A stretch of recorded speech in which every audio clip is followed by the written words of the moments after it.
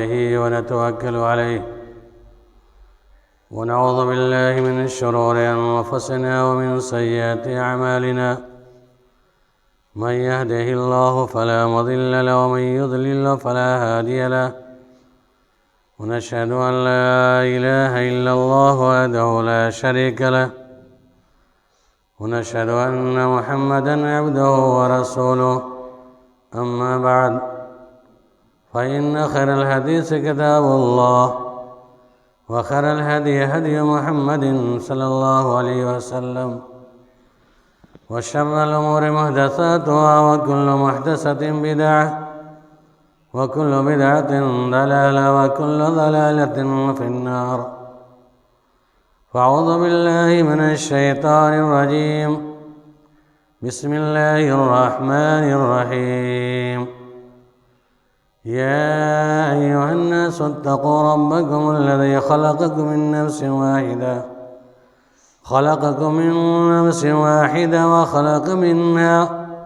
وخلق منها زوجها وبث منهما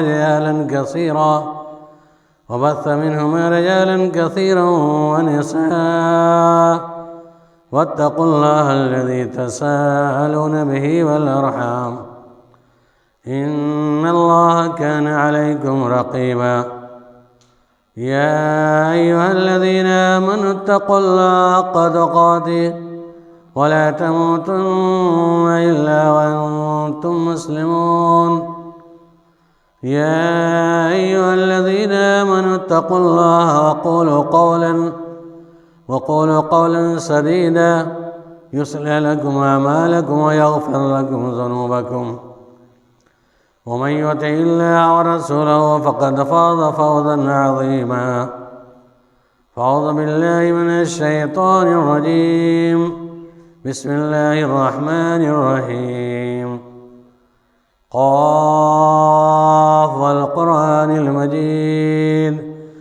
بل عجبوا أن جاءهم منذر منهم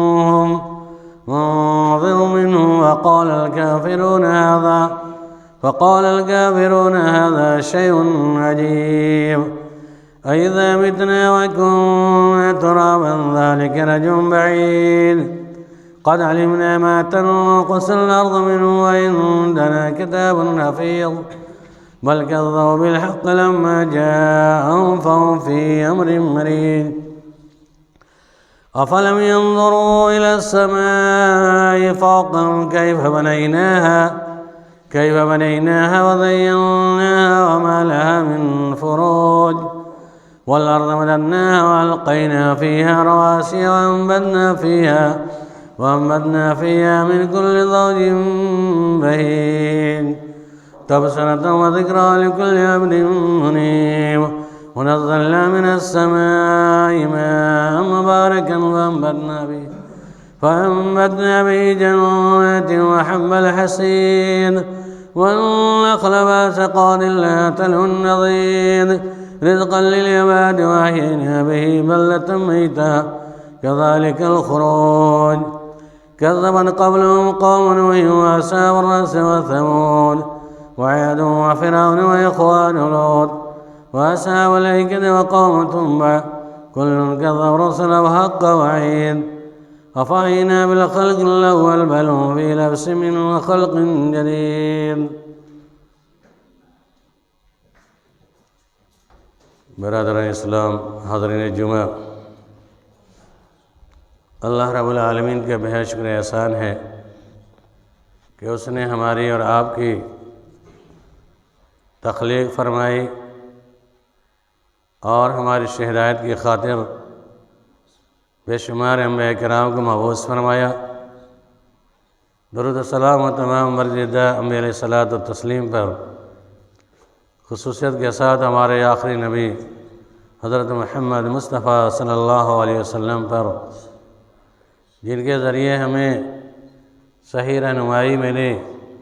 زندگی گزارنے کا طریقہ میسر ہوا حضرات ہم اس دنیا میں زندگی گزار رہے ہیں چند طرح کے مسائل سے دوچار ہونا پڑتا ہے اور ہم اپنی زندگی کو بے نہیں اپنی مرضی کے اعتبار سے ڈھالتے ہیں، جو معیوب شے ہے۔ میں نے لگاتار آپ کے سامنے حقوقات کو بیان کرنے کی کوشش کی ہے۔ اللہ کے رسول صلی اللہ علیہ وسلم کے حقوق، اولاد کے حقوق، والدین کے حقوق، اور اس کے بعد نکاح کے شرعی پیغامات، رسم و رواج کے بہیلے بہانے، یعنی بچپنے سے لے کر تربیت سے لے کر ابھی تک جوانی اور شادی کے احکامات کو پورا کرنے تک میں نے اللہ کے فضل سے تمام مسائل کو بالتفصیل آپ کے سامنے پیش کرنے کی کوشش کی ہے۔ اب مسئلہ شادی بیاہ کے بعد کا مسئلہ ہے جو آج کا موضوع ہے، کہ ہم جب شادی کرتے ہیں تو اس کے ایک مقاصد ہوا کرتے ہیں، اور اس مقاصد کے پیش نظر دو دل ایک جگہ جمع ہوتے ہیں، جس کو میاں بیوی کے حقوق کہے جاتے ہیں۔ یعنی زوجین کے حقوق کیا ہیں؟ زندگی کی جو گاڑی ہے، یقیناً میاں بیوی دو ایسے پہیے ہیں جس پہ زندگی گاڑی چلتی ہے۔ ان میں سے ایک اگر بگڑ جائے تو ناممکن بات ہے۔ لہذا اس موضوع کو سمجھنے کی ضرورت ہے کہ رب العالمین نے جو مقصد بیان کیا اور جو انتخاب کرنے کے ذریعہ قرار دیا، اس کے اعتبار سے شرعی طور پر ہم شادی کرتے ہیں یا نہیں، پھر اس کے حکم آوری پر عمل نہ کرتے ہوئے ہم اگر رشتے کا انتخاب کرتے ہیں تو اس میں ہم دینداری کو ترجیح دیتے ہیں یا نہیں۔ ایسا نہ ہو کہ شریعت کو پامال کرتے ہوئے اگر ہم نے شادی رچا لی ہے تو آنے والے ادوار کے اندر، آنے والی زندگی کے اندر جب بیوی بددین ہوگی یا شوہر بددین ہوگا تو خسارہ لازم ہے۔ اور آج کے سماج کے اندر ایسا ہی ہو رہا ہے، کیونکہ میں نے بتایا تھا جمعہ کے اندر، شادی سے پہلے انتخاب کا جو مسئلہ ہے وہ ہے دینداری کو ترجیح دینا۔ لڑکا بھی دیندار ہو، لڑکی بھی دیندار ہو، میاں بھی اگر دیندار ہیں، شریعت کے اعتبار سے زندگی گزارنے والے ہیں، تو دنیاوی زندگی میں ان کی آسانی سے گزرتی ہے خوش اسلوبی کے ساتھ، اور اخروی زندگی آخرت کے اندر یقیناً جنت کے حقدار ہوں گے۔ اللہ کے نبی صلی اللہ علیہ وسلم نے کہا الدنیا کلھا متاع، دنیا کی تمام چیزیں فائدہ اٹھانے کے لیے ہے۔ خیر متاع الدنیا المرأۃ الصالحہ، اور سب سے بہترین سودا و سامان کہہ لیا جائے وہ مرأۃ الصالحہ ہے، نیک بیوی ہے۔ تو اگر ہم نے نیک بیوی کا انتخاب نہیں کیا ہے تو آپ کی دنیاوی زندگی برباد اور اخروی زندگی برباد ہوگی۔ لہذا میں بارہا اشارہ کرتا ہوں اس پیغام کی طرف کہ اگر شادی شدہ نہیں ہیں تو انتخاب کرنے سے پہلے اس کا دھیان دیں۔ اور شادی شدہ ہیں، دونوں الحمدللہ اچھے ہیں، نیک ہیں، تو دنیا کی زندگی بہتر ہے۔ المرأۃ الصالحہ، اللہ کے نبی صلی اللہ علیہ وسلم نے سب سے بہترین دنیا کے مال و متاع میں سے کوئی چیز ہے تو نیک بیوی ہے۔ لہذا اگر نیک بیوی ہے تو گاڑی اسی وقت صحیح طریقے سے چل سکتی ہے جب تک کہ شوہر اس کا نیک ہو، دیندار ہو۔ اور نیک بیوی ہے، شوہر بددین ہے، تو مسئلے کے اعتبار سے رشتہ ہی درست نہیں ہے۔ اور رشتہ ہو بھی جاتا ہے اور عورت سمجھاتی ہے اپنے شوہر کو نہیں مانتا ہے تو اس عورت کو بھی اختیار ہے خلا لینے کا، لیکن اس کے ساتھ زندگی نہیں گزار سکتی ہے۔ اگر شوہر بددین ہے تو سمجھا بجھا کے دین پر لانے کی ذمہ داری بھی ہے۔ اگر دیندار بن جاتا ہے، اپنے راستوں کو چینج کر دیتا ہے،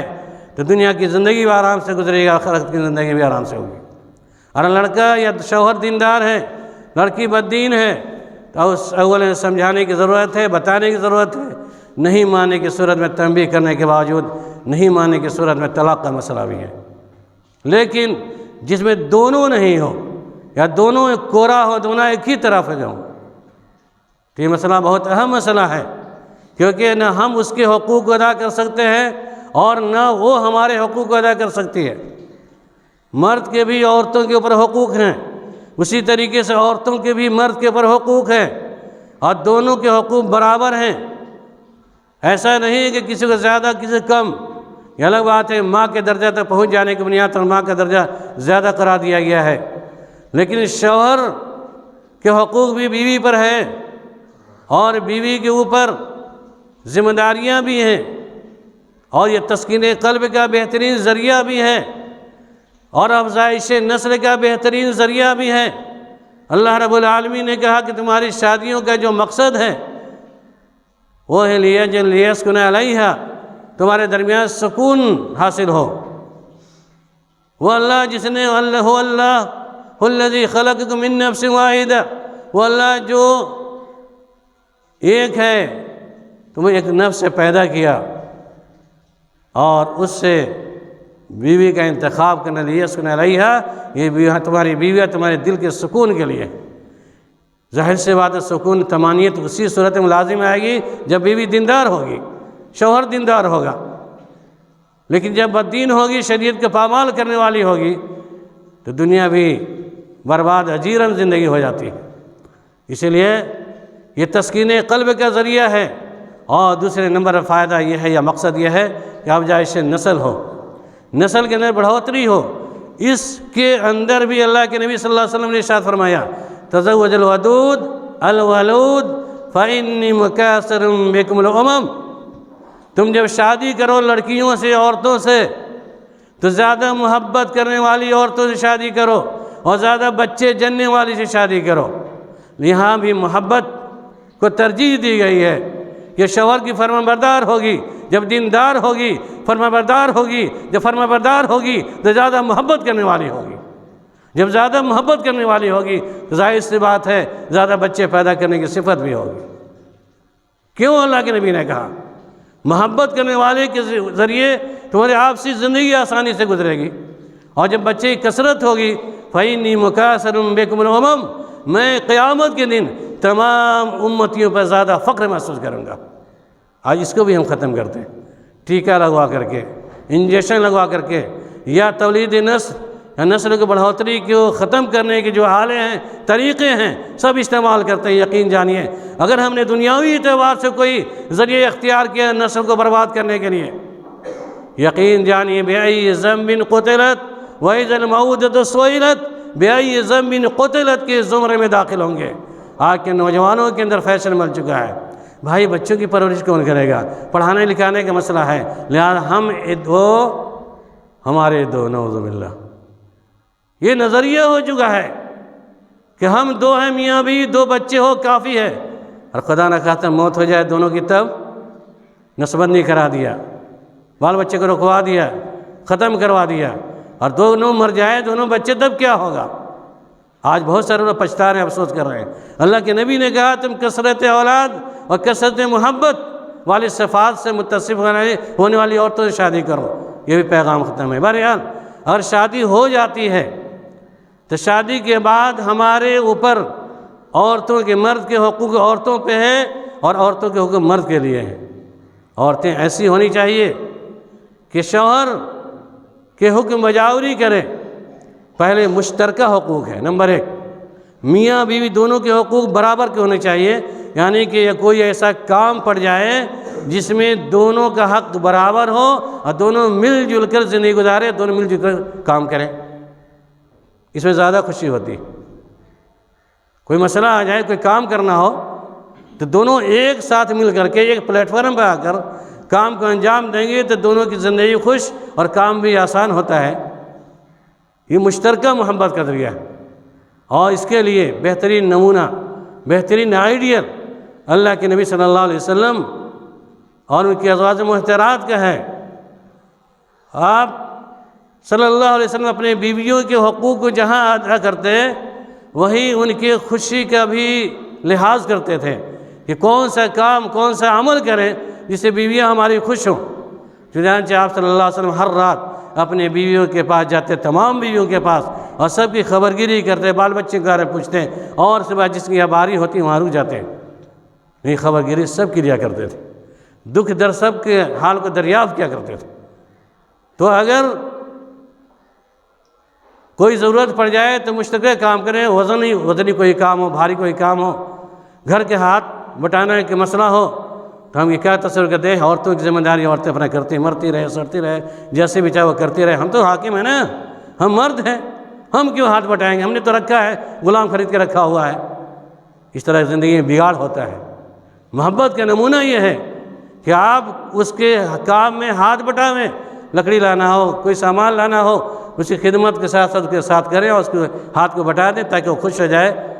اور عورتوں پر ذمہ داری ہے کہ عورت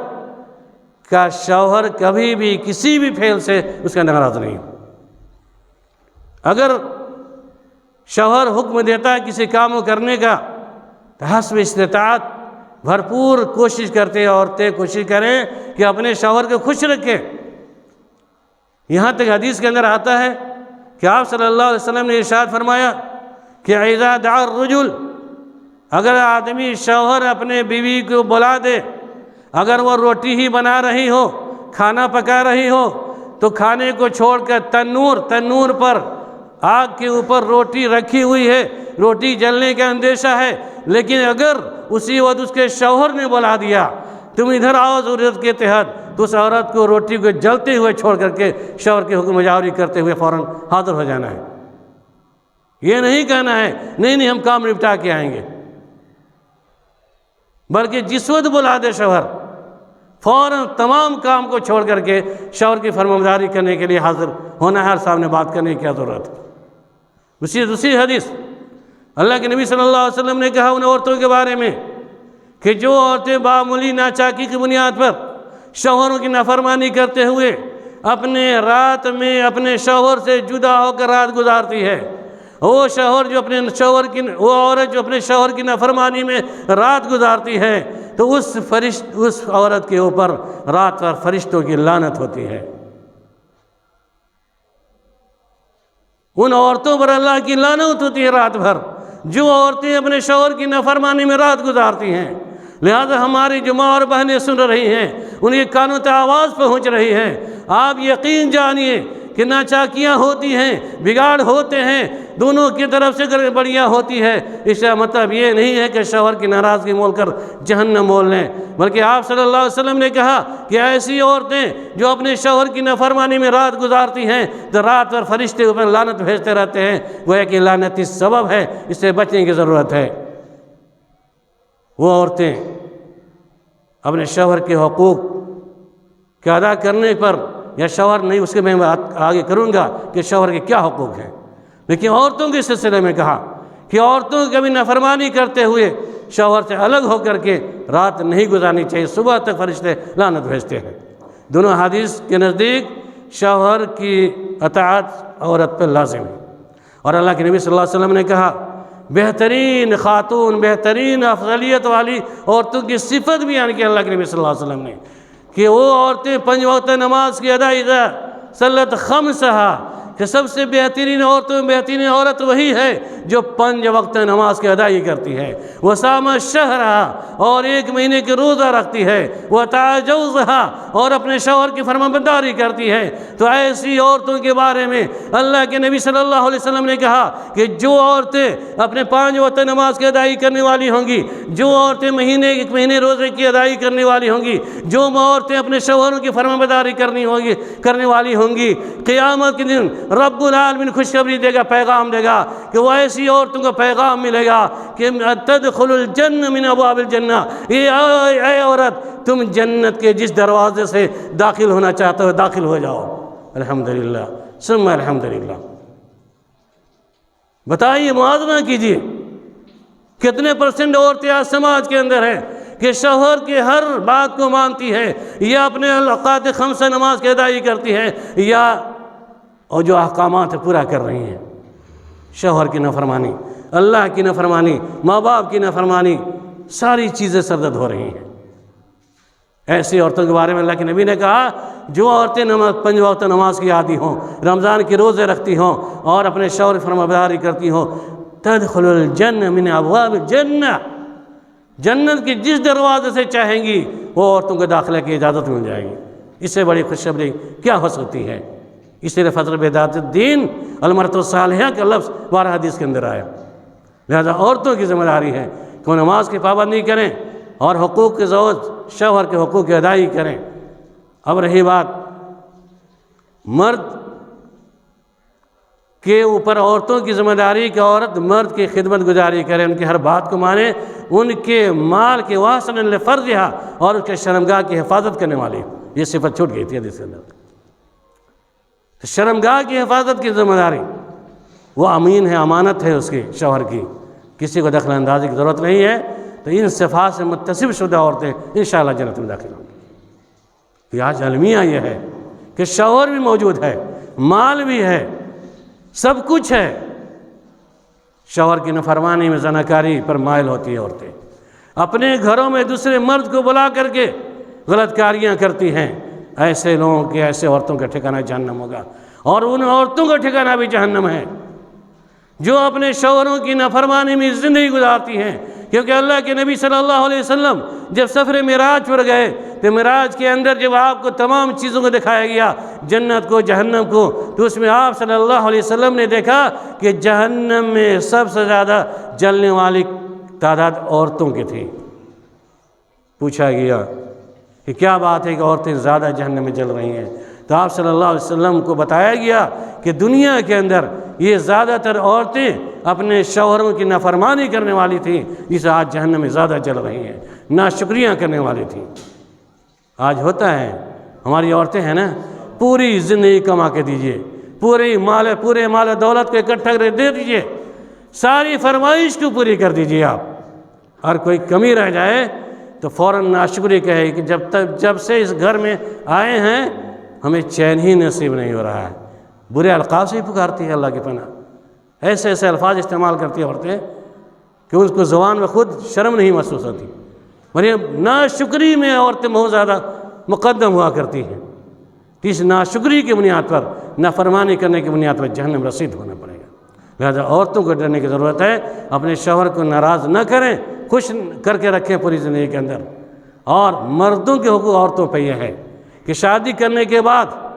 دینداری کے اعتبار سے دین کے راستے پر، شریعت کے راستے پر عمل کرنے کی کوشش کریں۔ وَآتُوا النِّسَاءَ صَدُقَاتِهِنَّ نِحْلَةً، اور عورتوں کا جو سب سے پہلا حق ہے، شوہر اپنے بیوی کو اس کا مہر دین ادا کریں۔ مہر دین کی ادائیگی لازم ہے۔ آج کتنے پرسنٹ لوگ مہر دین کی ادائیگی کرتے ہیں؟ یہ بھی بہت بڑا المیہ ہے سماج کے اندر، اور لڑکی والے یہ فخر محسوس کرتے ہیں کہ 50,000 مہر دین ہونا چاہیے، 1 لاکھ ہونا چاہیے، تاکہ بعد میں لڑکا چھوڑے نہیں۔ یہ نیت ہوتی ہے، یہ بھی فطور ہے، یہ بھی غلط ہے۔ مہر دین کم سے کم جتنی اس کی وسعت ہو، جتنی طاقت ہو، اتنی ہی متعین کرے۔ لا یکلف اللہ نفسا الا وسعها، اس کے طاقت سے زیادہ مہر دین کی ادائیگی نہیں کر سکتے ہیں، نہیں رکھ سکتے ہیں۔ ایسے نمونے میں نے بتائے تھے، قرآن کی آیت پر بھی نکاح ہوا ہے۔ بہرحال کم مقدار میں خیر الصدقہ ایسرہ، سب سے بہتر مہر جو جنم آسان ہو۔ تو مہر دین کی ادائیگی جب متعین ہو جاتی ہے، اس میں لڑکا ایجاب و قبول کر کیا کہتا ہے کہ مولوی صاحب نکاح پڑھانے والے کہتے ہیں العقد بالایجاب والقبول، النکاح ینعقد بالایجاب والقبول، نکاح منعقد ہوتا ہے ایجاب اور قبول کے ذریعے سے، جس میں کہنے والے قاضی صاحب کہتے ہیں کہ فلاں صاحب کی لڑکی فلاں نام، اتنا مہر دین نان نفقہ آپ کی ذمہ داری میں دی جاتی ہے، آپ نے قبول کیا یا نہیں؟ لڑکا کہتا ہے میں نے قبول کیا۔ تو گویا کہ مہر دین اور نان نفقہ دوسرے نمبر پر، نان نفقہ اور مہر دین لازم مطلوب چیز ہے، اور دونوں کی ذمہ داری شوہر پر عائد ہوتی ہے۔ اب یہ ہے کہ ضروری نہیں کہ مالدار گھرانہ ہو، لڑکا مالدار ہو، اس کو رکھنے کی، کھلانے کی طاقت ہو، کمانے کی طاقت ہو، شادی کرے، اور اس کی ذمہ داری، اس عورت کی ذمہ داری اس مرد کے اوپر ہے، کچھ ایک نان نفقہ کا انتظام کرے، اس کے رہنے سہنے کے بہتر انتظام کرے، اور مہر دین کی اول رات میں ادائیگی کرے۔ بہت سارے لوگ کہتے ہیں، بڑی خوش ہوتے ہیں، فلاں صاحب نے نکاح پڑھا اپنے بیٹی کا، داماد نے محفل میں ہی باپ کے ہاتھ میں مہر دین دے دیا۔ باپ کو دینے کیا تک ہوتا ہے بھائی؟ کس نے بتا دیا؟ کس نے کہا کہ سسر کے ہاتھ میں مہر دین کی ادائیگی کرو؟ کیا تک ہے لڑکی کے باپ کو مہر دین کی ادائیگی اور مہر کا پیسہ لینے کا؟ کوئی نہیں، اصول نہیں ہے۔ اصول یہ ہے کہ شوہر جب بیوی کے ساتھ پہلی رات ملاقات ہو تو پہلے ہم کلامی کے بعد، گفتگو کے بعد اس کے مہر دین سے ادائیگی ہے، امانت ہے، اس کے ہاتھ میں رکھے۔ وَآتُوا النِّسَاءَ صَدُقَاتِهِنَّ نِحْلَةً فَإِن طِبْنَ لَكُمْ، وہ بات ہے اگر خوشگواری کے موقع ہے، ماحول ایسا بنتا ہے اور کمی بیشی ہوتی تو اس شوہر کو اپنے مہر دین میں سے کچھ دے سکتی ہے استعمال کرنے کے لیے، خوشی بخوشی الگ مسئلہ ہے۔ لیکن اصل مسئلہ یہ ہے کہ نہ لڑکیاں لیتی ہیں ڈر کے مارے، نہ لڑکا دیتا ہے۔ لڑکا جاتی ہے پہلے ہاتھ پھیلاتا ہے، کیا کریں، بہت کم دے رہے ہیں، ماشاءاللہ دے دیتے ہیں الحمدللہ۔ جس کا مہر دین کم ہوتا ہے فوراً دیتا ہے۔ قرآن کی آیت معلوم ہے، جس سے زیادہ مہر دین ہے پہلے کہتے ہیں بیوی ذرا معاف کر دو، آج تو مہر دین کی ادائیگی نہیں ہوئی، پہلے ہی ہاتھ پھیلاتا ہے۔ یہ تو حد ہو گئی۔ اس کا قرض ہے، اس کی ادائیگی واجب ہے، اور کہتا ہے آج معاف کر دو پہلی رات کے اندر۔ یہ جملہ تو نکالنا ہی نہیں چاہیے۔ تم اپنی عورتوں کے مہر کو اس کی ادائیگی کرو۔ اگر عورت چاہے تو اسے انکار کر دے، اور انکار کر دیتی ہے تو اس صورت میں آپ اسے جنسی تعلقات قائم نہیں کر سکتے، مسئلہ یاد رکھیے۔ اگر آپ زبردستی کرتے ہیں تو حلال نہیں ہوگا، حرام ہوگا، زناکاری ہوگی۔ لیکن اس بات پہ دھیان نہیں دیتے ہم لوگ، اور آپ نے مہر دین کی ادائیگی نہیں دی، نہیں کی، عورت نے انکار کر دیا تو آپ ٹچ نہیں کر سکتے، ہاتھ نہیں لگا سکتے، خلاص باہر جائیے۔ لیکن خوشی بخوشی راضی ہے، وعدہ وعید کے اعتبار سے چلیے معاملہ چل سکتا ہے تو چلیبل ہے، چل سکتا ہے، لیکن حق تو یہ ہے کہ دے دیں اس کا مہر دین۔ لیکن اس میں بہت سارے لوگ پیچھے ہیں، نہیں دیتے ہیں۔ بعد میں کیا ہوتا ہے جب معاملات اور بگڑتے ہیں، حالات خراب ہوتے ہیں، شوہر ادائیگی نہیں کر پاتا ہے، جب مرنے کا جب قریب ہوتا ہے 80 سال کے بعد، 70 سال کے بعد، تو محلے کی عورتیں کہتے ہیں معاف کر دو نا، تمہارا شوہر مرا جا رہا ہے۔ استغفر اللہ۔ یہ پیمانہ کس نے دیا ہے؟ کس نے کہا زیادہ مہر دین کہ مقروض کی شکل میں دنیا سے جاؤ؟ کس نے پیغام دیا؟ کم تنخواہ، کم متعین رکھے لیکن دے دیں، اس کا حق ہے۔ بہرحال مہر دین کی ادائیگی کرنا۔ دوسرے نمبر میں نفقہ کی ذمہ داری ہے کہ آپ جب رکھ لیے ہیں شادی کر کے تو آپ اسے خرچ کو برداشت کریں، رہنے کا انتظام کریں، اور خوش اسلوبی کے ساتھ دونوں آدمی مل کے زندگی گزاریں، اور یہ صورت پیدا کرنے، خوشگوار زندگی بنانے کا ماحول جو بنے گا، خوشگوار زندگی بننے کے جو طریقہ یہ ہے کہ آپ صلی اللہ علیہ وسلم ازواج مطہرات کا، نبی صلی اللہ علیہ وسلم بیویوں کا جو طریقہ تھا بیان کرتی ہیں عائشہ رضی اللہ تعالیٰ عنہ، اور بھی بیویوں کا تذکرہ ہے کہ جب عائشہ رضی اللہ تعالیٰ عنہ خود بیان کرتی ہیں کہ اللہ کے نبی صلی اللہ علیہ وسلم جب گھر میں آتے تھے اور آنے کے بعد جو انہیں پیاس لگتی تو میں پانی پیتی جس گلاس سے، جس بدنے سے، جس ڈول سے یا جس سامان سے میں پانی پیتی، جہاں سے میں پانی پیتی تھی وہیں سے اللہ کے نبی صلی اللہ علیہ وسلم بھی پیا کرتے تھے۔ الحمدللہ۔ میں ہڈی گوشت کھاتی تھی جہاں سر کاٹ کر، اللہ کے نبی صلی اللہ علیہ وسلم وہیں سے منہ لگا کر کے گوشت کاٹ کر کھایا کرتے تھے۔ اب اس طرح کی جب نوبت ہوگی، نوعیت ہوگی، کیا میاں بھی میں اختلاف ہوگا؟ ہرگز نہیں ہوگا۔ دال روٹی کھائیں، ساتھ میں بیٹھ کے کھائیں، کھلاویں، ایک لقمہ بھی بیوی کے منہ میں صدق دل سے ڈالنا، ثواب کی نیت سے ڈالنا بھی صدقہ ہے۔ ایک لقمہ ہی صحیح۔ ہاتھ تو کہتے نہیں جاؤ تم الگ کھاؤ، رکھو میرے دسترخوان پر ساتھ میں، ہمارے سامنے تم بیٹھے کھاؤ گی۔ یہ نظریہ ہے انسان کا، اس سے بگاڑ ہوتا ہے، اختلاف ہوتا ہے۔ آپ اونچے ہر کام میں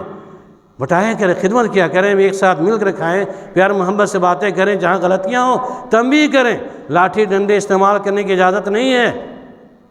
آپ کہیں گے تو مارنے کا حکم ہے، مارنے کا حکم تھوڑی ہے کہ لاٹھی ڈنڈے چلا کر ہڈی توڑ دو۔ بخاری شریف کی روایت ہے، ترمذی شریف کی روایت ہے کہ پہلے اگر ناچاکی ہوتی ہے، شوہر کی بات بیوی نہیں مانتی ہے، اس کی تربیت کریں،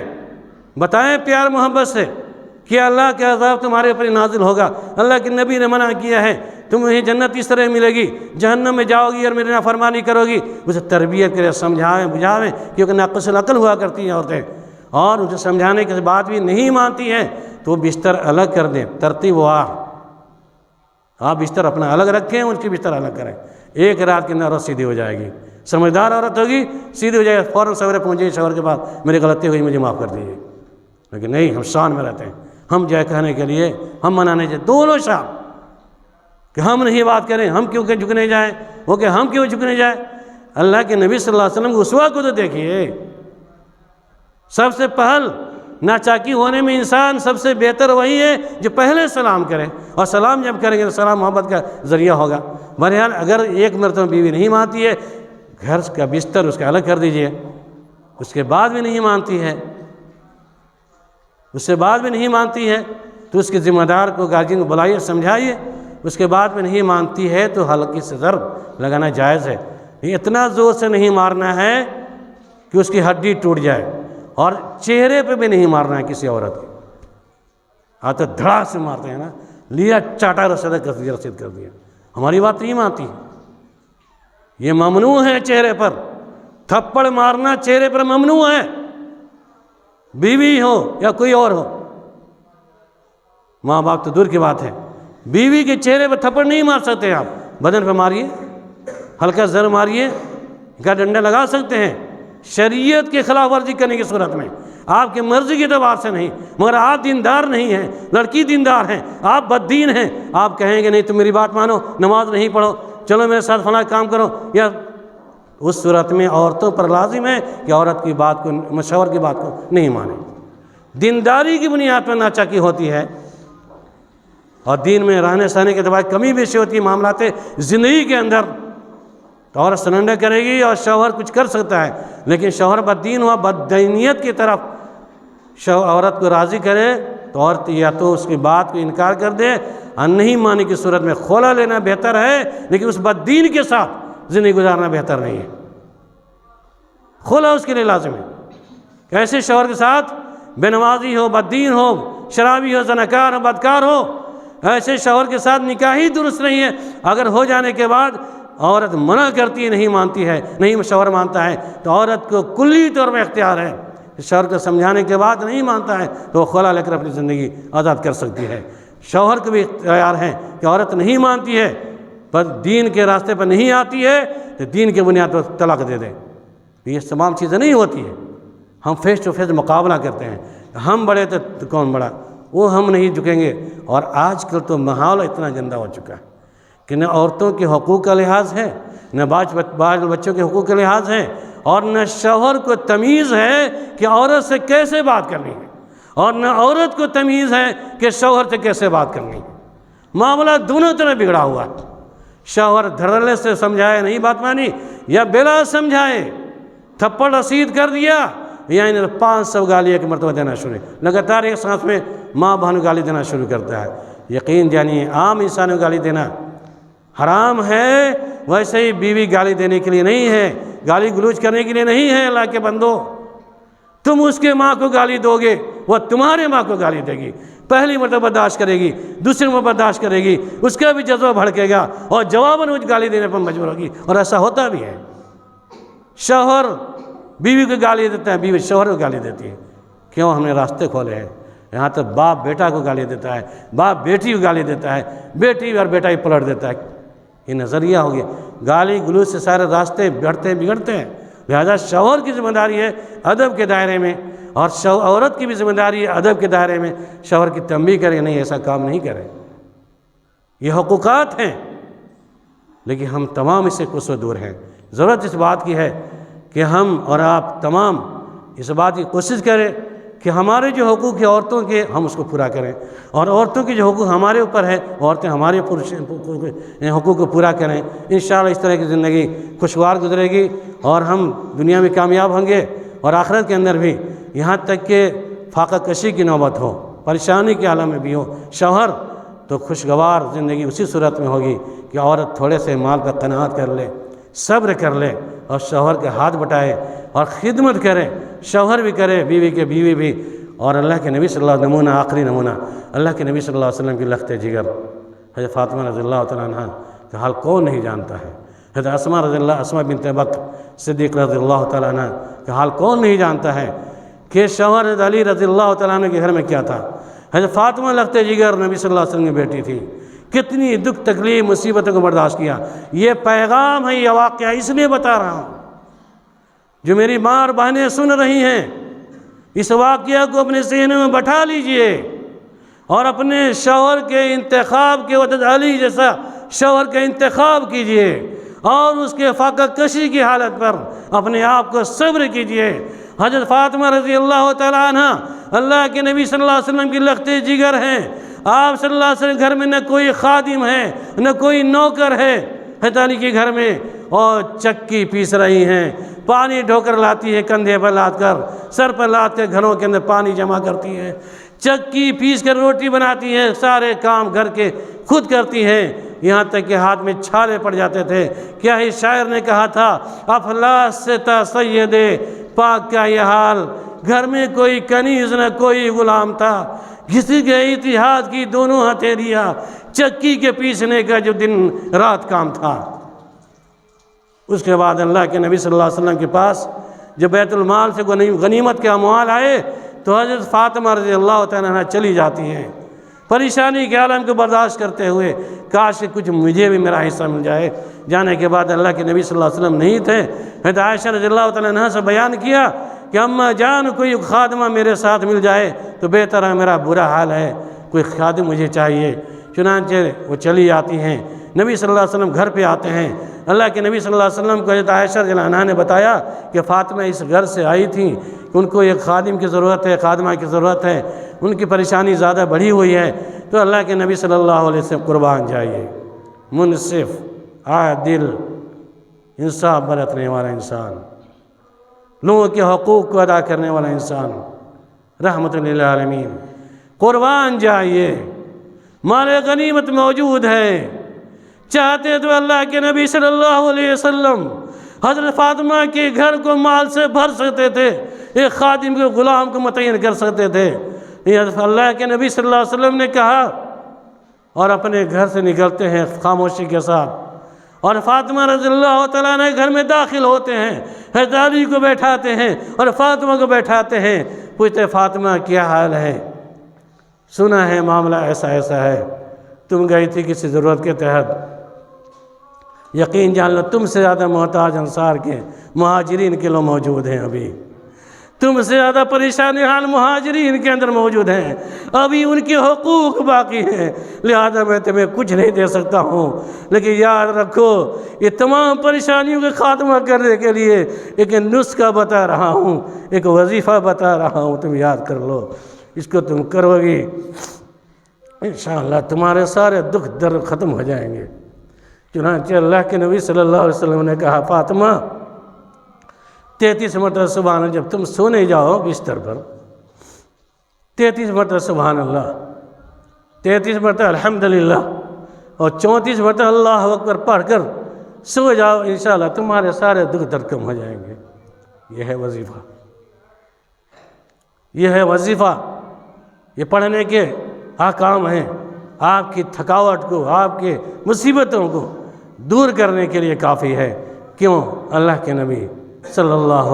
علیہ وسلم نے اپنی بیٹی حضرت فاطمہ رضی اللہ تعالیٰ عنہ کے دکھ درد کو ختم کرنے کے بیان کیا تھا۔ لہذا میری ماں اور بہنیں، آپ کے پریشانیاں ہیں، شوہر اور پوری نہیں کر پا رہا ہے، تکلیفیں ہیں، صبر کیجئے، قناعت کیجئے، اللہ سے دعا کیجئے، آپ کی پریشانیاں اس ورد کو کیا کیجئے، تسبیح تحمید کو ادا کیجئے، اللہ تعالیٰ آپ کی ساری پریشانیوں کو دور کر دے گا۔ بڑی حال وقت کی قلت ہے، باتیں بہت ساری ہیں، اللہ رب العالمین سے دعا کرتے ہیں کہ بار اللہ ہم تمام مسلمانوں کو جو مسجد کے اندر جمعے کے اندر محفوظ موجود ہیں، میاں بیوی کے حقوق کو اچھے پیرائے میں ادا کرنے کی توفیق عنایت فرمائے۔ بار اللہ ہمارے اور آپ کی تمام پریشانیوں کو، جتنے دنیا کے اندر مسلمان پریشان ہیں، ان تمام لوگوں کی پریشانیوں کو دور فرما دیں۔ بار اللہ جو سماج کے اندر بیمار ہیں ان کو شفا یابی نصیب عطا فرما، آمین ثم آمین۔ وآخر الدعوانا الحمد للہ رب العالمین۔ بارک اللہ لی ولکم فی القرآن العظیم ونفعنی وإیاکم بالآیات وذکر الحکیم، انہ تعالی جواد ملک رؤوف رحیم۔